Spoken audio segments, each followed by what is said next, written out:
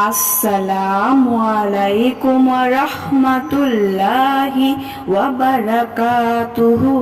সুপ্রিয় সম্মানিত দর্শক ও শ্রোতা, আশা করি মহান রব্বুল আলামিনের দয়ায় ও রহমতে আপনারা সকলেই ভালো আছেন।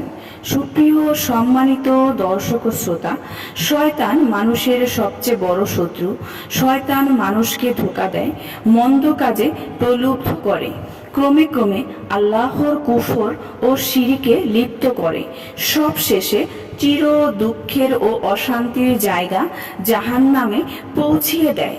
শয়তান থেকে বেঁচে থাকতে আল্লাহ তাআলা কোরআনের বিভিন্ন আয়াতে বলেছেন। এক আয়াতে আল্লাহ তাআলা বলেন, হে মুমিনরা, তোমরা শয়তানের পদাঙ্ক অনুসরণ করো না। সূরা নূর আয়াত 21। 4 শ্রেণীর মানুষের পেছনে শয়তান লেগে থাকে। তারা হলো: নম্বর 1, শয়তান লেগে থাকে মিথ্যাবাদী ও পাপীর পিছনে। শয়তান কাদের পেছনে লেগে থাকে এবং কাদের ভুল পথে পরিচালিত করে, তাদের ব্যাপারে পবিত্র কোরআনের অনেকগুলো আয়াতে এই বিষয়ে বর্ণিত হয়েছে। আল্লাহ তাআলা এক আয়াতে বলেন, আমি কি তোমাদের জানাবো কার কাছে শয়তান অবতীর্ণ হয়? শয়তান অবতীর্ণ হয় ঘোর মিথ্যাবাদী ও পাপীর কাছে। সূরা শুআরা আয়াত 221 থেকে 222। নম্বর 2, পাষাণ হৃদয়ের মানুষের সঙ্গী শয়তান। যারা অন্যের পেছনে লেগে থাকে এবং পাষাণ হৃদয়ের হয়, তাদের পেছনেও শয়তান লেগে থাকে। তাদের জন্য অকল্যাণ, অমঙ্গল ও নানা রকম ক্ষতি নিয়ে আসে। কথাটি নিয়েছি সূরা হজ এর 53 নং আয়াত থেকে। নম্বর 3, আল্লাহর স্মরণ থেকে গাফিলের সহচর শয়তান। শয়তান অনেক মানুষ আল্লাহকে ভুলে যায়। তারা মহান প্রতিপালক ও স্রষ্টা আল্লাহর স্মরণে গাফিলতি করে, তার ইবাদত বন্দেগী থেকে দূরে সরে থাকে। আর এমন সব লোকেদের পেছনে শয়তান লেগে থাকে।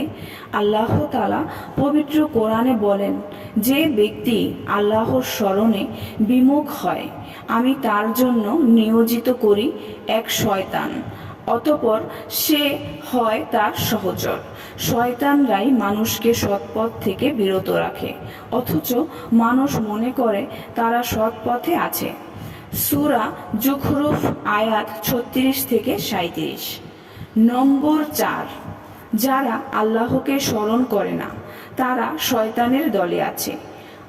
আল্লাহর কথা যাদের মনে পড়ে না এবং যারা মনে আল্লাহকে স্মরণ করে না, শয়তান তাদের পেছনে লেগেই থাকে, তাদের বিপথে পরিচালিত করে, তাদের দুনিয়া আখিরাত বরবাদ করে দেয়।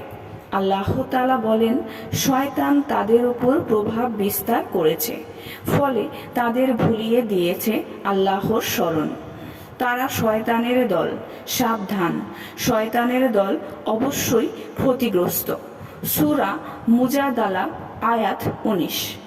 সুপ্রিয় সম্মানিত দর্শক শ্রোতা, আশা করি ভিডিওটি ভালো লেগেছে।